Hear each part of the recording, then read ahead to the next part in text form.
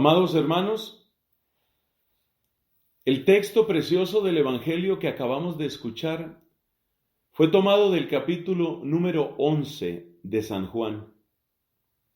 Este texto va en continuidad con los dos domingos anteriores, pero miremos el conjunto de los domingos de la Cuaresma, porque este camino que ustedes y yo vamos recorriendo se acerca a su final. Y es bueno hacer memoria de cuáles son las principales estaciones por las que hemos pasado. El primer domingo fue el domingo de las tentaciones. Ahí aparece con toda claridad la humanidad de Cristo, pero también la victoria sobre el demonio en esa misma humanidad. Segundo domingo, la transfiguración. Podemos decir que lo que más brilla en ese momento es la gloria divina propia de este Cristo, que es verdadero Dios y verdadero hombre. Si en el primer domingo lo que más se destacaba era su humanidad, en el segundo domingo, en la transfiguración, lo que más se subraya es la divinidad. Luego el tercer domingo ya fue tomado de San Juan, en el capítulo 4.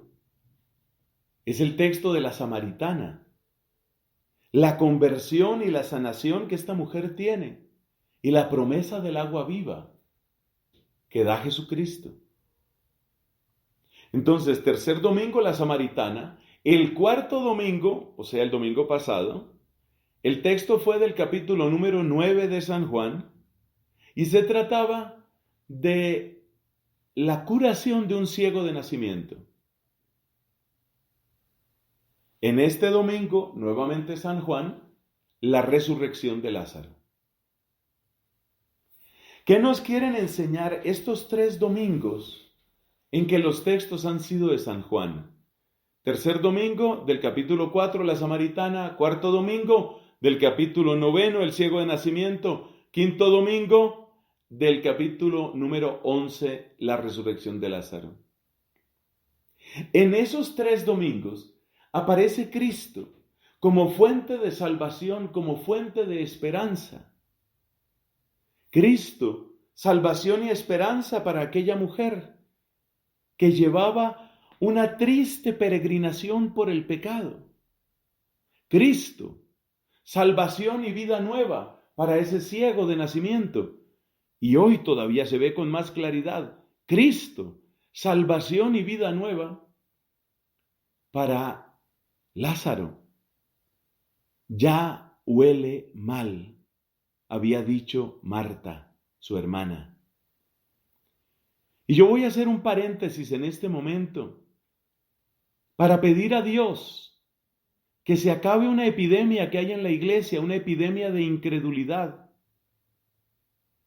Me refiero a aquellos que a toda costa tratan de minimizar, escamotearle, mezquinarle los milagros a Cristo. Sobre todo se han ensañado contra el milagro de la multiplicación de los panes. Y yo me pregunto, cuando oigo que le quitan esa gloria a Cristo, tan bella, tan evidente, yo me pregunto, ¿qué dirán frente a este milagro? Dice el Evangelio que Marta le advierte a Cristo, ya huele mal. ¿Por qué ella lo sabía? Porque según costumbre de los judíos iban a orar a los sepulcros. Había una especie de losa que cubría la entrada del sepulcro, pero por supuesto esa losa no era impermeable. El olor de la corrupción del cadáver ya se sentía, lo había sentido Marta. Entonces yo pregunto, y estoy todavía en el paréntesis, los que le niegan milagros a Cristo, ¿ahora qué nos van a decir? ¿Que Marta tenía una enfermedad en el olfato? Por favor, parar ya eso. Paren ya esa epidemia. No le quiten la gloria a Cristo. Él es poderoso. Él es el Señor. Y como poderoso y como Señor, sí, multiplica panes y sana leprosos y da vista a los ciegos, resucita muertos y es capaz de detener las plagas. Esa es la fe. Y no debemos perder esa fe. No le quites la gloria a Cristo. Quien quiera que seas, puedes ser predicador, laico, sacerdote, obispo, no le quites la gloria a Cristo. Sigamos entonces con nuestro tema. En estos 3 evangelios aparece con claridad Cristo como fuente de vida y de esperanza. Pero estos mismos evangelios, amados hermanos, estos mismos evangelios nos muestran cuál es la adecuada respuesta frente a esa exuberancia del amor de Dios que se hace presente en Cristo nuestro Salvador. ¿Y cuál es la respuesta? La respuesta se llama la fe. Pero hay que saber, amados hermanos, que la fe tiene por lo menos 2 grandes dimensiones. De esto nos ha hablado con tanta sabiduría, especialmente el Papa Benedicto. Hay una dimensión que es doctrinal. En su dimensión doctrinal, la fe tiene contenidos que de manera resumida están en el credo, el mismo que proclamamos en cada misa del domingo y en otras misas también. Esa es la parte doctrinal de la fe. Hay que tener entonces una claridad sobre qué es lo que creemos y qué es lo que no creemos. Y dejar de creer lo que la Iglesia cree es apartarse de la fuente de la vida. Es apartarse de lo que San Pablo llama la sana doctrina y también llama el depósito de la fe. Esa es una dimensión, la dimensión doctrinal. Pero hay otra dimensión que es la que más brilla en estos 3 evangelios. Repito, Juan capítulo 4, Juan capítulo 9 y Juan capítulo 11. Y eso que brilla especialmente en estos evangelios es la respuesta de fe. ¿En clave de qué? En clave de confianza. Confianza.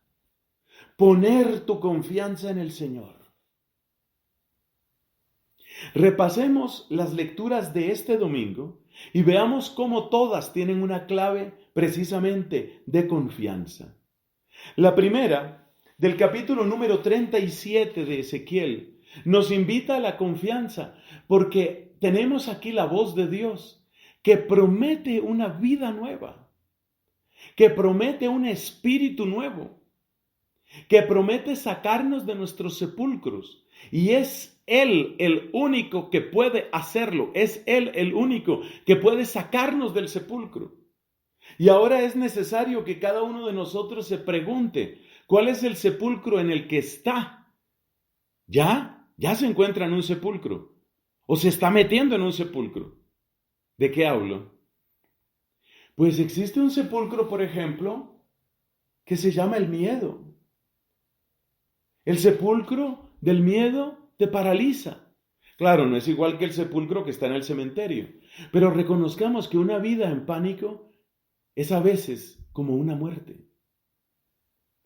Y muchos de nosotros, y es perfectamente explicable, estamos sufriendo miedo, incertidumbre, inseguridad, como lo hemos dicho en otras ocasiones y en otros escenarios.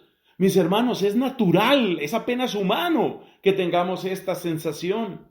Es apenas humano que tengamos incertidumbre, temor.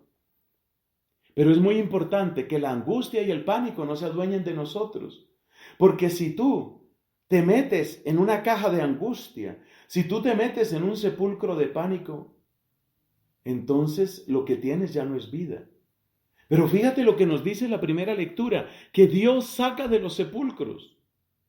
Dios saca del sepulcro del pecado. Dios saca del sepulcro, del horrible sepulcro del pánico. Dios saca de ese sepulcro. Dios saca del sepulcro del egoísmo. Ese es otro sepulcro. Cuando vivimos tiempos de angustia, entonces la gente reúne cosas y se pone nerviosa y no quiere compartir. Mis hermanos, de ese sepulcro de egoísmo nos puede sacar el Señor también. Y es importante que nosotros creamos en la promesa que está en el capítulo 37 de Ezequiel. Yo mismo, para que no quede duda, fíjate la palabra tan fuerte que dice el profeta, hablando de parte de Dios. Es Dios quien dice, yo mismo os sacaré de vuestros sepulcros. ¿Y qué puede hacer un muerto? Recordemos la imagen de Lázaro. ¿Qué puede hacer el muerto? Nada, nada. No puede hacer nada mientras no llegue el poder de Dios, la fuerza de Dios y la palabra de Dios que le dice, sal afuera de ese sepulcro, sal de ese sepulcro. Mientras no llegue esa voz, el muerto no puede hacer nada. Pero por voz de la iglesia, que hoy predica, especialmente en internet, por voz de la Santa Iglesia, Cristo te está diciendo, sal de ese sepulcro, sal de ese sepulcro. Yo mismo os sacaré de vuestros sepulcros. Es una palabra de inmensa confianza. Y si vamos a la segunda lectura, que fue tomada del capítulo 8 de la carta a los Romanos, qué hermoso mensaje de confianza recibimos. ¿Cómo nos habla Pablo? Yo sí los invito, sinceramente, les invito a que ustedes vuelvan sobre ese capítulo 8. Ese capítulo 8 de la carta a los Romanos se conoce como el capítulo de la vida en el Espíritu, y es absolutamente precioso. Mira lo que nos dice Pablo. Si Cristo está en vosotros, el cuerpo está muerto por el pecado, pero el Espíritu vive por la justificación obtenida. Es una frase un poco misteriosa, pero aprendí una interpretación muy bella de esa frase y la comparto con ustedes. ¿Sabes qué quiere decir eso de el cuerpo está muerto por el pecado? Quiere decir que el destino de este cuerpo material que tenemos, pues era la muerte, tendremos que pasar por la muerte. Pero aunque pasemos por la muerte, hay algo más fuerte que nosotros y algo más fuerte que la muerte. Eso es lo que nos está diciendo Pablo. Y dice aquí, Jesús vivificará también vuestros cuerpos mortales por el mismo Espíritu que habita en vosotros. Vivificará también vuestros cuerpos mortales. Esto de que Cristo da vida a los cuerpos mortales, por supuesto, tendrá su cumplimiento perfecto en la resurrección del último día, solo ahí. Pero ¿sabes una cosa? Esto ya se experimenta y ya lo han experimentado muchos santos. Nosotros debemos recordar que hay personas, verdaderos santos, muy particularmente santas, han sido sobre todo mujeres, que han vivido larguísimo tiempo únicamente de la Eucaristía, sin que haya explicación posible. Ese es un milagro, eso no quiere decir que eso nos vaya a suceder a cada uno de nosotros, es un milagro. Pero mira, que me acuerdo en este momento, Catalina de Siena, Ana Catalina Emmerich, Luisa Picarreta, Marta Robá, todas ellas, repito, mujeres, han vivido de esa manera. Pero entre los hombres hay un santo que ustedes y yo queremos mucho, San Maximiliano María Kolbe, devotísimo de la Santísima Virgen. San Maximiliano María, que dio su vida en el campo de concentración de Auschwitz, porque pidió que fuera liberado un condenado a muerte y él tomó el sitio de ese condenado. Maximiliano María fue condenado a una muerte espantosa. Era meterse con otros prisioneros a una cárcel en donde simple y llanamente iban a morir porque no les iban a dar ni comida ni bebida alguna. Una muerte por inanición, una muerte espantosa. ¿Y sabes lo que hizo Maximiliano María para que se vea que el Espíritu da vida? Maximiliano María, sacerdote franciscano conventual, Maximiliano María utilizó esos días para evangelizar. Él sabía que eran sus últimos días en esta tierra. Alcanzó a vivir un poco más de una semana en ese martirio. ¿Sabes lo que hizo en esa semana? Se dedicó a evangelizar. ¿Quiénes tenía para evangelizar? Los otros condenados a muerte. Uno por uno los fue evangelizando y acercando a Cristo. Les daba ánimo, les daba vida. Increíble Maximiliano María. Increíble este bendito franciscano, increíble. Daba vida. Tan es así que cada uno de sus compañeros, que creo que fueron 10, cada uno de sus compañeros de tortura, porque eso es matar torturando, murió. Y luego quedó él, sin comer y sin beber. Y estando en semejante circunstancia, Maximiliano María todavía vivía. Y todavía vivía más. Y pasaban días y no se moría. Los esbirros del espantoso imperio nazi Finalmente le inyectaron veneno en las venas para acabarlo, para rematarlo. O sea que fíjate que este hombre de Dios, bendita sea su memoria, tenía vida. Tenía tanta vida que parece que no lo lograban matar. De la antigüedad se recuerda una mujer que fue torturada horriblemente en tiempos de los romanos. Busquen la historia de ella. Santa Blandina se llamaba. Es increíble, no lograban matarla. El Espíritu da vida y eso se demuestra también así. El régimen comunista en Vietnam trató de llevar a la locura a un hombre que después fue hecho cardenal por San Juan Pablo II. Estoy hablando del cardenal Van Thuan. El cardenal Van Thuan fue confinado, pero no en las circunstancias que muchos tenemos hoy por esta pandemia. Fue confinado a prisiones absolutamente ridículas, sin ningún esparcimiento, sin ninguna compañía, sin ninguna conversación. Pocas cosas le proveían. Y una de las pocas cosas que le proveyeron fue algo de vino y algo de pan. Y con ese pan y este vino, este cardenal sobrevivió años. No perdió la razón. El régimen comunista quería enloquecerlo, hacerle perder la razón. Esto ha sido muy frecuente entre los comunistas. Lo mismo hacían en Siberia y en otros lugares. Cuando matar a una persona puede ser un golpe político ambiguo o peligroso para el régimen, entonces más bien prefieren que la persona o se suicide o sino que pierda la cabeza, para luego presentar el espectáculo de un sacerdote, en este caso un obispo loco, atontado, como imagen del cristianismo. Van Thuan salió entero y lúcido de esa terrible tortura psicológica que duró años. ¿Sabes qué cáliz utilizaba él? El cuenco de su mano, no tenía otra cosa. Ahí consagraba la sangre de Cristo y celebraba la misa de memoria. Y Dios lo sostuvo, porque Dios da vida, porque Dios es poderoso. Y entonces nosotros, ¿qué tenemos que hacer en esta Santa Misa? ¿Y qué tenemos que hacer en estos días? Seguir el ejemplo bendito de estas mujeres como Marta y María. Mira lo que dice Marta, por ejemplo. Esto es admirable. Sé que resucitará en la resurrección del último día. Jesús le dice, yo soy la resurrección y la vida. El que cree en mí, aunque haya muerto, vivirá. El que está vivo y cree en mí no morirá para siempre.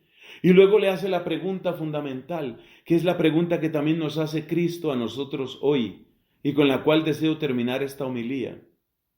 ¿Crees esto? ¿Crees en el poder de Cristo? ¿Crees esto? Y mira la respuesta de Marta, Santa Marta de Betania.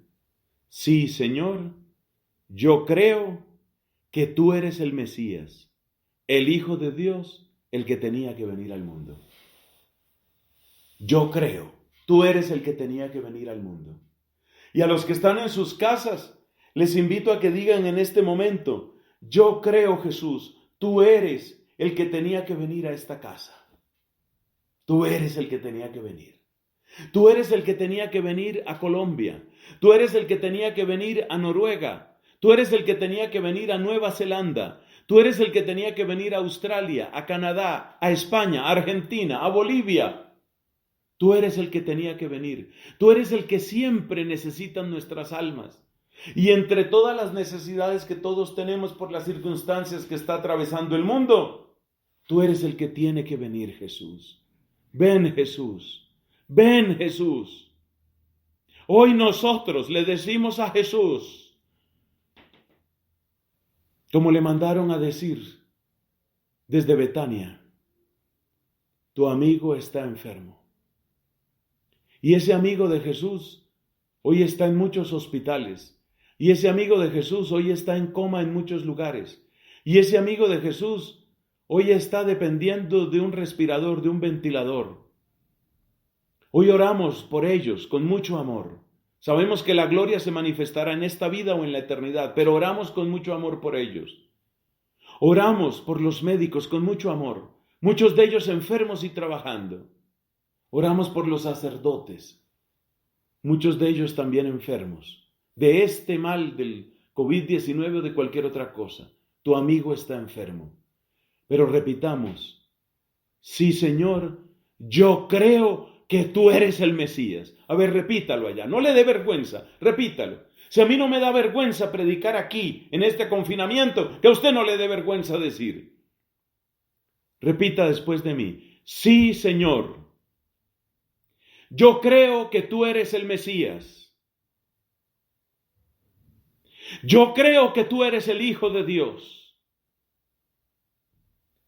Yo creo que tú tenías que venir a esta casa. Amén.